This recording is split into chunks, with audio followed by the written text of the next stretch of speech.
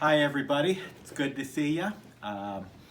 This is a brand new experience for us. We're not used to taping or videoing our meetings together, but there's several of you that can't be here today, so we're going to try this. Any of the glitches in the videotaping, we're going to blame Scott for.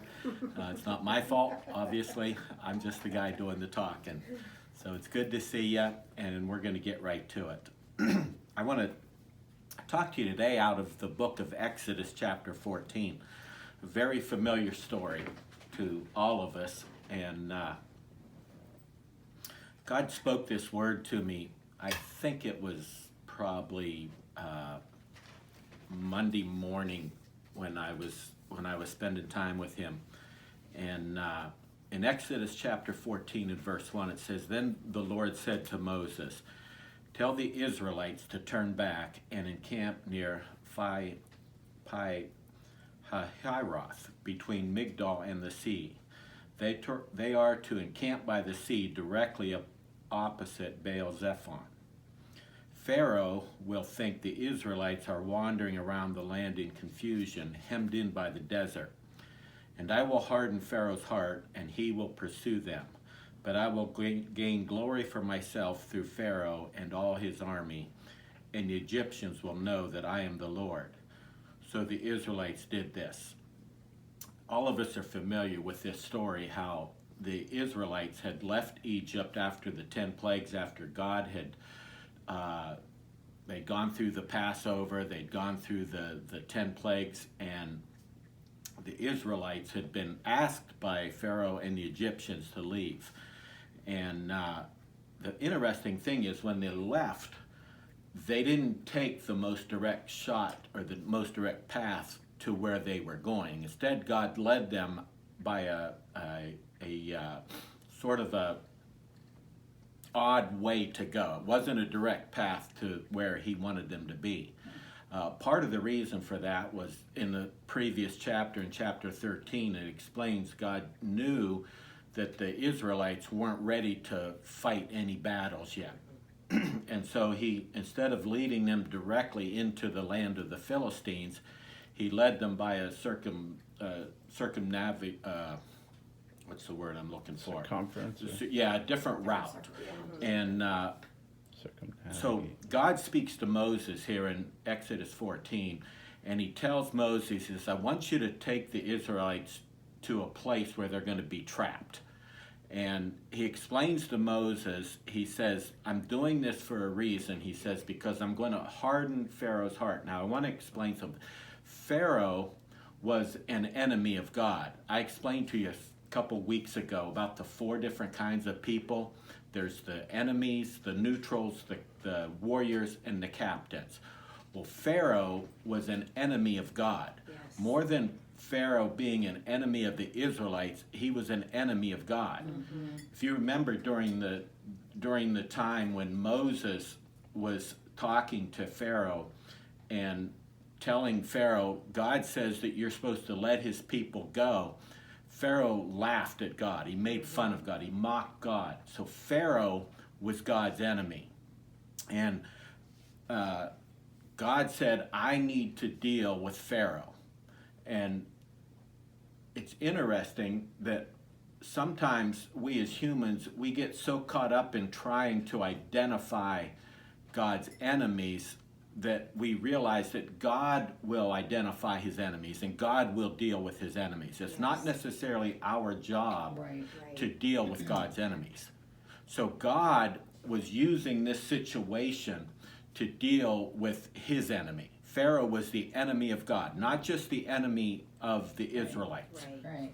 In fact, Pharaoh wasn't really the enemy of the Israelites as much as he was God's enemy. Wow. And God was bringing the Israelites into a place where it looked like they were trapped because he was trying to draw Pharaoh into his trap. Right. As I was reading this, I was thinking that Pharaoh was playing checkers while God was playing chess. And then I realized that Pharaoh wasn't even playing checkers. He was one of the movers on the board. Yeah. He wasn't even controlling his own actions at this point. And so when God's enemies make war against God, they need to understand that God is so far beyond them, just like he was with Pharaoh here. So God is bringing Pharaoh into a trap. And so God tells Moses, says, take the nation of Israel into this place where they're going to literally be trapped, because I'm going to draw Pharaoh into a trap where I'm going to deal with him. And sure enough, in verse 5, it says, when the king of Egypt was told that the people had fled, Pharaoh and his officials changed their minds about them and said, what have we done? We have let the Israelites go and have lost their services. So he had his chariots made ready and took his army with him. He took 600 of the best chariots along with all the other chariots of Egypt, with officers over all of them. The Lord hardened the heart of Pharaoh, king of Egypt, so that he pursued the Israelites who were marching out boldly. The Egyptians, all Pharaoh's horses and chariots, horsemen and troops, pursued the Israelites and overtook them as they camped by the sea. So as Pharaoh and his army comes up from behind the Israelites find themselves between the rock and the hard place. They can't go forward because the Red Sea's in front of them, and they see their arch enemy, Pharaoh and the Egyptians, coming up behind them, and they know they're trapped. Now remember, the Israelites had been in slavery for 400 years. They didn't have government, they didn't have an army, they hadn't had any kind of military training. They were slaves. Right. And so when they see the Egyptians coming up behind them, they immediately are filled with fear. In verse 10 it says, as Pharaoh approached, the Israelites looked up, and there were the Egyptians marching after them. They were terrified and cried out to the Lord. They said to Moses, was it because there were no graves in Egypt that you brought us to the desert to die? What have you done to us by bringing us out of Egypt? Didn't we say to you in Egypt, leave us alone, let us serve the Egyptians? It would have been better for us to serve the Egyptians than to die in the desert. Wow. It's amazing what the Israelites were going through and what they were thinking at this point. It's a lot of what we're facing today, because we're facing a lot of unknown things. Right. There's a lot of fear in our country today. There's a lot of fear coming against us about the coronavirus and about what's going to happen with our economy, what's going to happen with our country. And there's just a lot of unknowns. A lot of us are dealing with unknowns in our personal life. You might not even be worried about the coronavirus or any of the other stuff, but you might have things in your own personal life that you feel like, I don't know how I'm going to handle this. I don't know how I'm going to deal with this.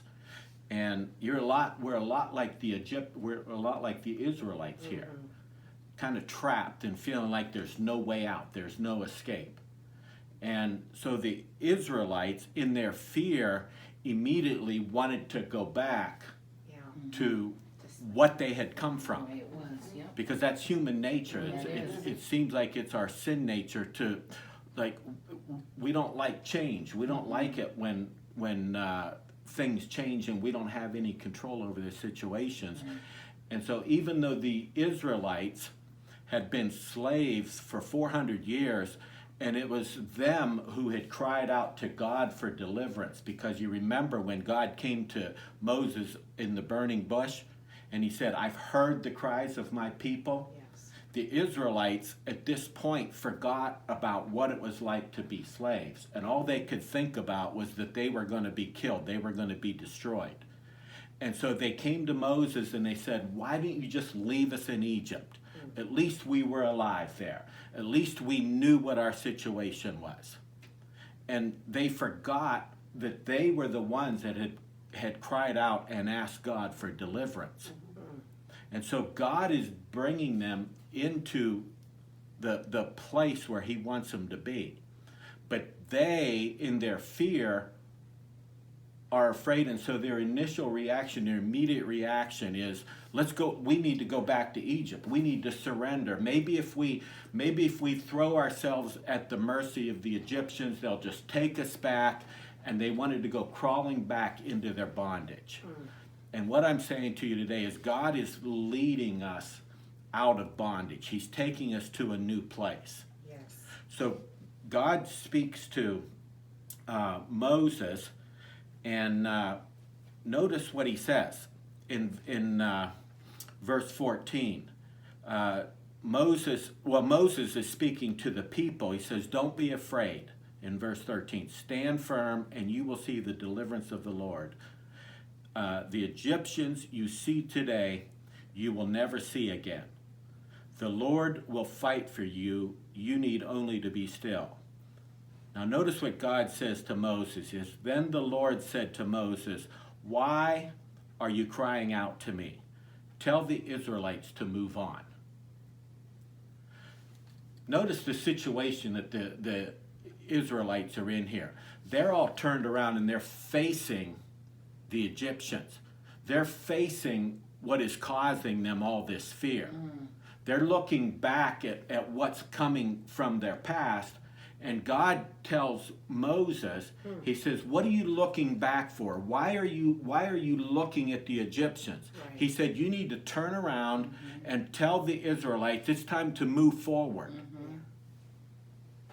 And God is telling us today, we need to quit looking at our fear. We need to quit looking at what we think is our destruction and turn around and face 180 degrees the other direction, because he said that's where your deliverance is from. Yes.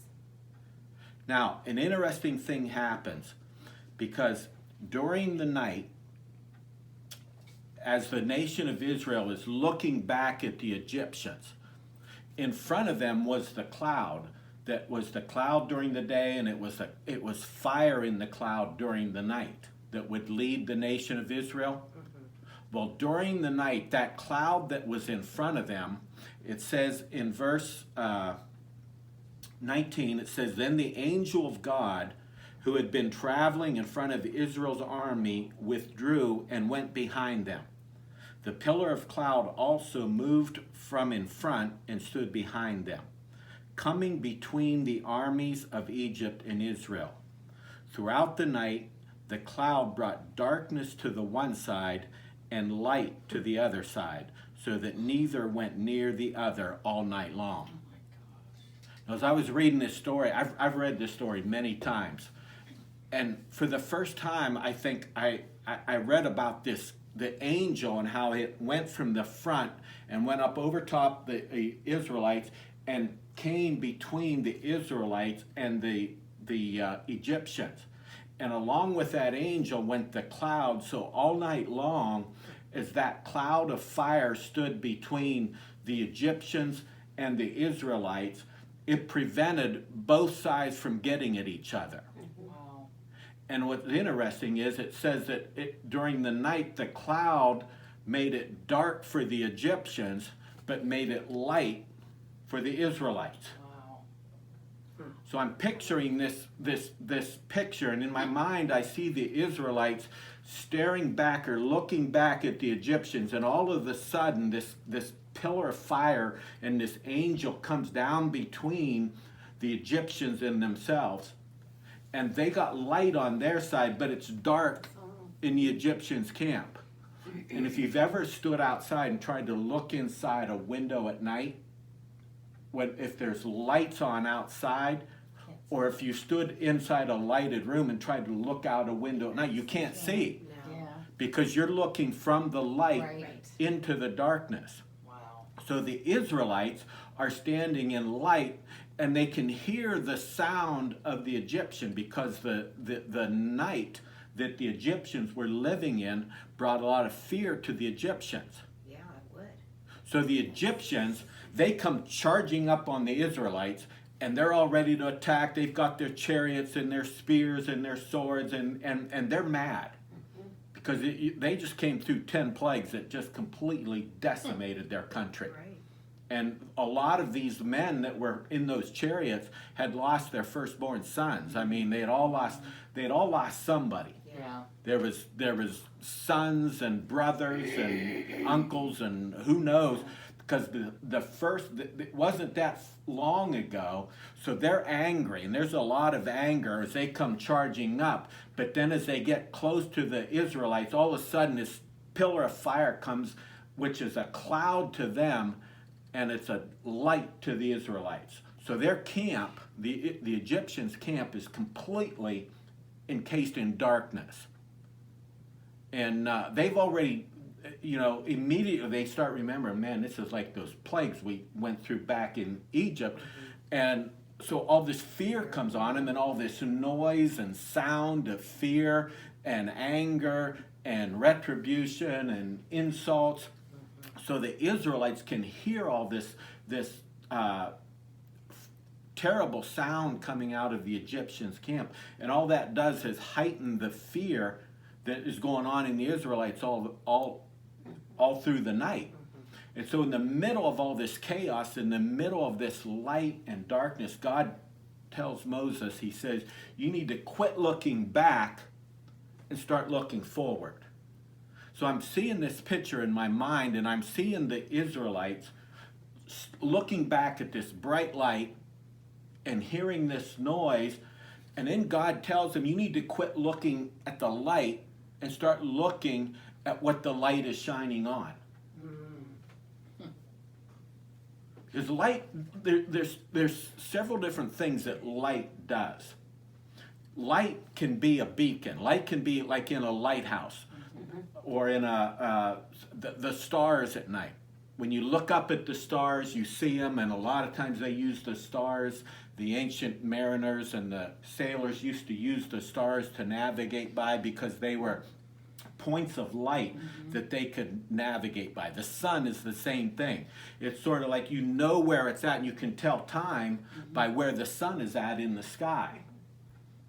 And the same thing with the moon at night. It's a light that you can look at.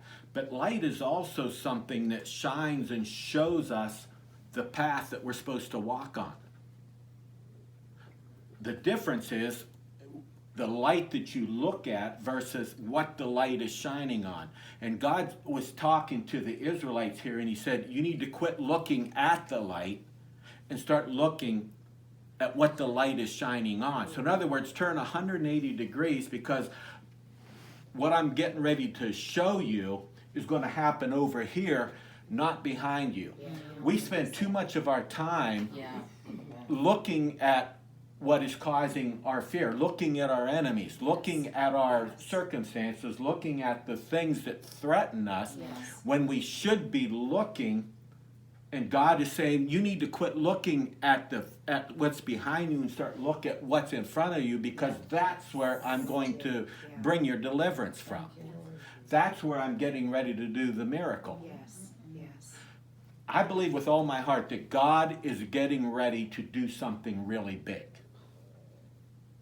I know it looks bad right now, and I know that circumstances look horrible, and I've heard all kinds of different theories about what's going on. Some people say that the coronavirus is the end of the world, that God is using it to, it's like we're in the last days. Some people say it's just a practice run. I've heard theories that it's just the first of many things that's going to happen, and some people are in denial and say it's nothing. Some people, there's theories that it's like this government thing that is like it's totally made up by the government. And so I've heard all these different theories. The truth is, I don't know what it is. Right. I'm not sure what God is doing. Yes. But I know in my heart that God is up to something. Right. And I know that God did not bring us to this point to drop us off. Right. Just like with the Israelites, God had a plan. When he brought them out of Egypt, he didn't just bring them out of Egypt, and once they got free of the Egyptians, he didn't say, okay, you're on your own now, I did my part, go figure out where you're supposed to be. No, he had a plan for them. In fact, if you remember, when Moses went to Pharaoh, He didn't go to Pharaoh and say, God just wants you to let his people go. Moses went to Pharaoh and said, God wants his people to come out because he has a plan for them. He has a destiny for them. And so God is telling the Israelites here, he's saying you need to quit looking at your past. You need to quit looking at what's causing your fear and turn 180 degrees and look at what the light is shining on. Because all through the night was this bright light, and they had light in their camp. And even though the Egyptians were in the dark, the Israelites were in the light. And God said, quit looking back and start looking forward, because that's where I'm going to do my work. And I believe God is saying to us today is that we need to quit looking at the circumstances. We need to quit looking at what the enemy is doing. And we need to start looking at what the light is shining on. Yes. Because God told Moses that that's where I'm going to work. And so as soon as the Israelites turned around during the night and they started looking out at the sea, of course we know the story how the wind came up and the wind blew all night, and during the night it split the Red Sea and a dry path opened up and the Israelites were able to walk across. Now God showed me something really interesting about this path, because I always thought it was the path that God opened up to get the Israelites away from the Egyptians. But in reality, the path served three different reasons. The first one was the path actually was a pathway for the Israelites to walk into their destiny. It was more than just a path away from the Israelites. It was a path that led to their destiny. God wasn't just interested in getting the Israelites away from Egypt. He actually was taking them to someplace. In fact, he said, I'm going to take you to the land that I promised you, because it was in the promised land that their destiny lay.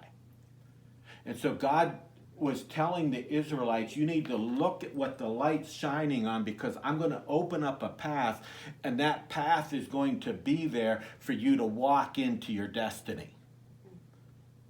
It's interesting, but we look at the coronavirus, we look at all of the circumstances in our life that seem so negative, and some of us have financial challenges, some of us have health challenges, and we look at those things and we stare at those things and they strike fear in our hearts, and we're sort of paralyzed by that fear. But God is saying, well, if you turn around and look, I'm going to open up a path, but that pathway is more than a path away from the thing that you're afraid of. It's a path to your destiny. And I believe that God is getting ready to open up a path that we are going to step into our destiny. And our destiny is simply to fulfill the purpose that God created us to be. Every one of us have a purpose, a divine calling, a divine assignment on our life. Every one of us was created for a reason. And God had told Abraham and Isaac and Jacob 400 years earlier. He had told Abraham, I'm going to make you a great nation. The same promise was given to Isaac. The same promise was given to Jacob. And remember even when Jacob went down to Egypt as Israel, he said, I want you to go down there because it's there that I'm going to make you a great nation. But he didn't just make them a great nation for something to do. He made them a great nation because he had a destiny and a purpose for the nation of Israel. And that purpose, that destiny was to bless the world, to literally change the world. And I believe God has called us to change the world. And he is getting ready for us to step into our destiny, to step into our purpose. And so we need to turn around, quit looking at what's causing fear, and start looking for our destiny. Now, the same path that led to the nation of Israel to their destiny, God was also using as a pathway of deliverance away from their enemies, away from the thing that was trying to destroy them. So by us stepping into our destiny, or by us walking by faith into our destiny, we are also going to escape from the thing that we're afraid of. It's the same path. There wasn't 3 different paths. There was only one path, but it served 3 different purposes. It was a pathway to destiny. It was a pathway of deliverance. And it was also a path that God was going to use to destroy his enemies. Wow. Because you know the story, how when the Israelites walked through the path into their destiny and into their deliverance, when the Egyptians saw that, they said, hey, we can follow them right through. And they followed the nation of Israel into the path, and when they got in the middle of the Red Sea, God said, I'm going to destroy them now. He made the wheels fall off the chariots. They were confused. He threw them into disarray, and then right at the break of dawn, he caused the waters to come back over and completely destroyed the Egyptians and the Pharaoh's army. Yes. So God used that path for their destiny, for their deliverance, and for the destruction of their enemies. But in order for the nation of Israel to walk in that path, they first had to turn around and look where the light was shining on. I have this little flashlight that we keep in a cupboard out in our kitchen. And it's a little square light that we got, I don't know, 3 or 4 years ago for Christmas. And it's a bright little light. I think it uses LED lights or something. And we keep it up in a cupboard so that if our lights ever go off, the electricity goes off in the middle of the night, I know right where to go get it. If I need to go into a dark room and look for something, I know where that flashlight is. And it's a really handy little thing. It's got like a little magnetic mount on it. It'll stick on something. But it's got one frustrating feature to it that really bugs me. The switch that activates the light, when you go to turn it on, you can see that switch. It's right in the front. And when you click that switch, the light comes on. And in order to see where the switch is at, now you have to look into the light. And you can't see the switch anymore. So it's real easy to turn the light on, but you can't turn it off.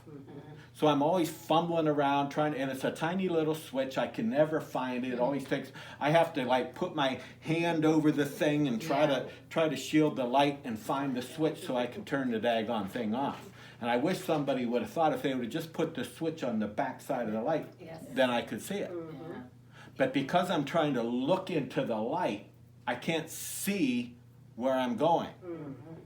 The other thing God showed me is that God is the light. And sometimes, in order for us to see our destiny, we have to turn around so that we're actually sort of to look with the light, or in other words, look from the point of origin of the light.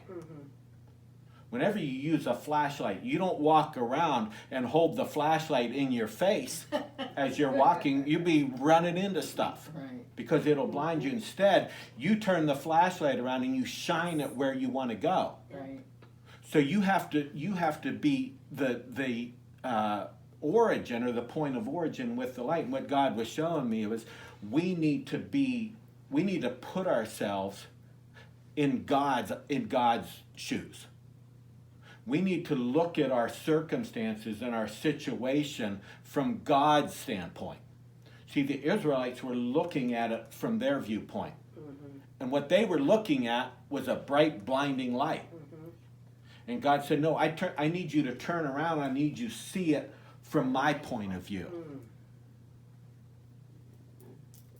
See, we're looking at the coronavirus. We're looking at the fear. We're looking at all of the circumstances from our point of view, and it looks very frightening because it's blinding.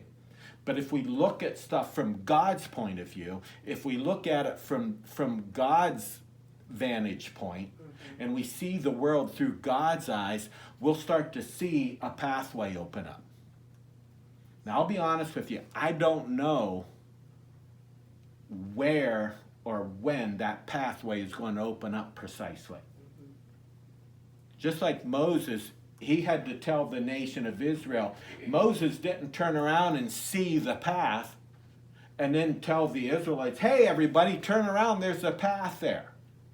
No, God told Moses, he said, turn around and tell the Israelites to turn around and start looking out where I'm going to open up a path. And God is telling us today to turn around and look for a pathway into our destiny. You know, one of the things I keep hearing these days, and it's starting to bug me a little bit, is it's this idea, this theory that when all of this is over, we're just going to go back to the way things were.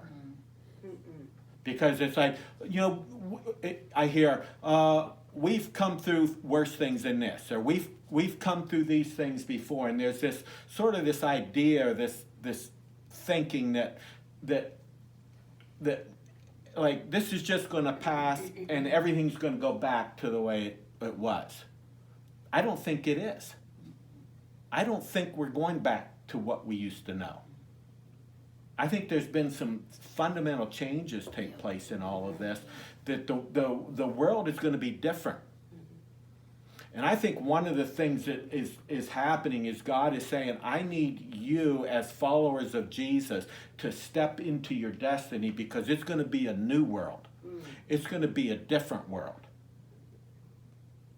One of the things I believe that God is going to do in this situation is he's going to destroy some of his enemies.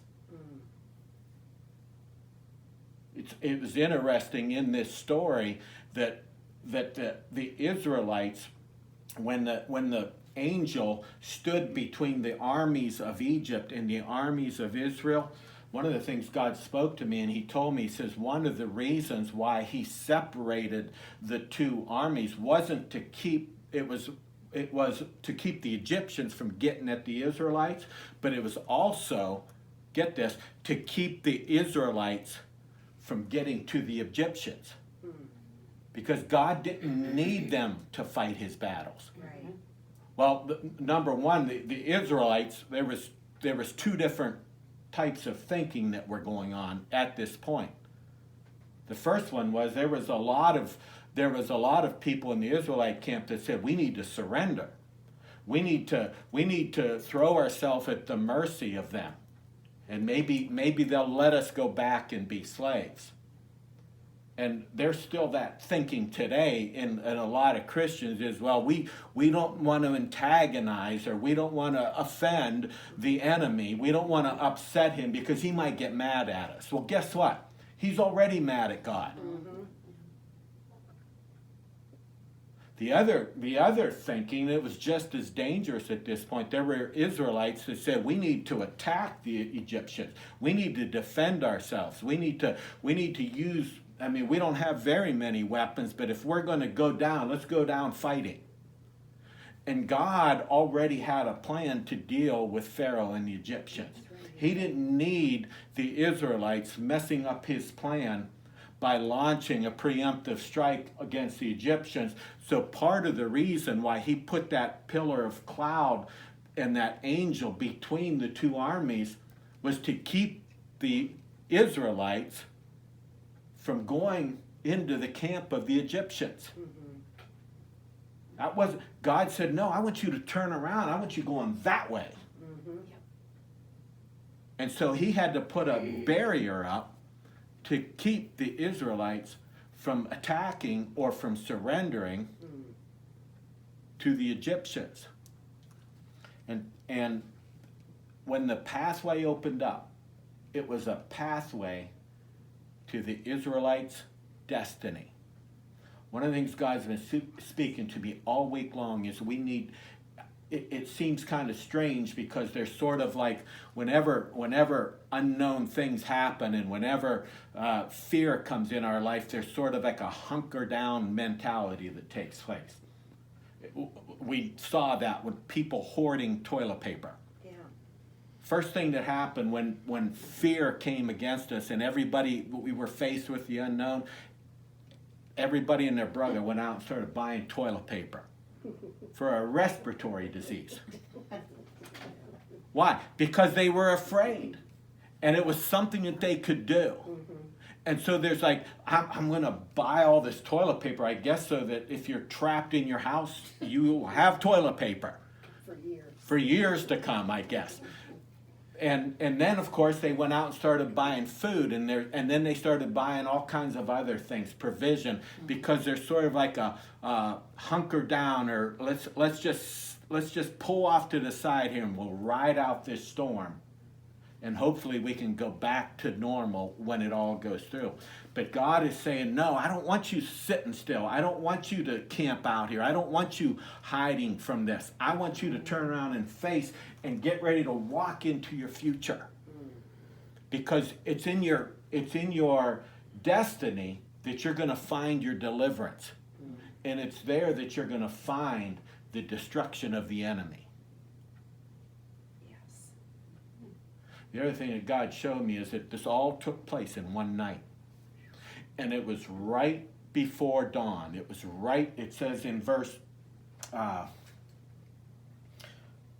24, it says, during the last watch of the night, the Lord looked down from the pillar of fire and the cloud at the Egyptian army and threw it into confusion.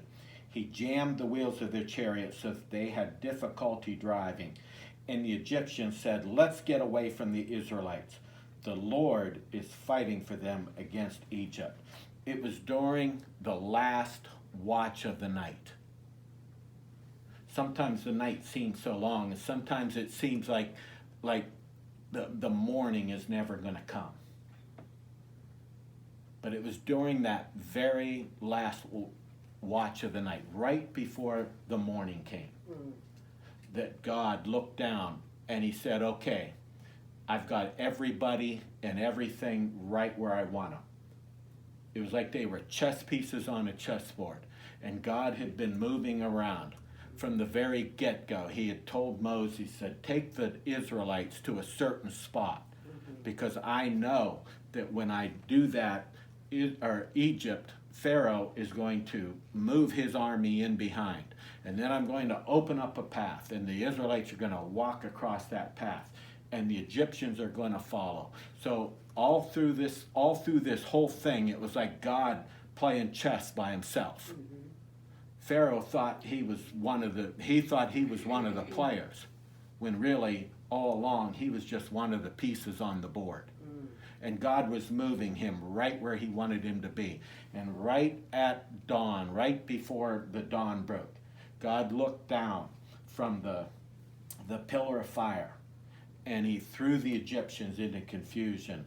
And then as dawn broke, Moses stretched out his hand over the sea, and at daybreak, it says, the sea went back to its place.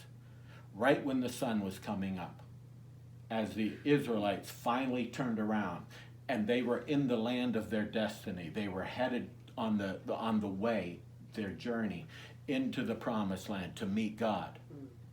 They turned around one last time, and just as day was breaking, they saw the Egyptians destroyed. And just like God had told Moses on the other side, he said, tell the Israelites that in the morning is going to be the last time they're going to see the Egyptians. God had this plan from the get-go. Sometimes it seems like circumstances. Sometimes it's things like there's things happening in the world that just seem helter-skelter and out of control, and there's no rhyme nor reason to it. But the truth is, God has this planned all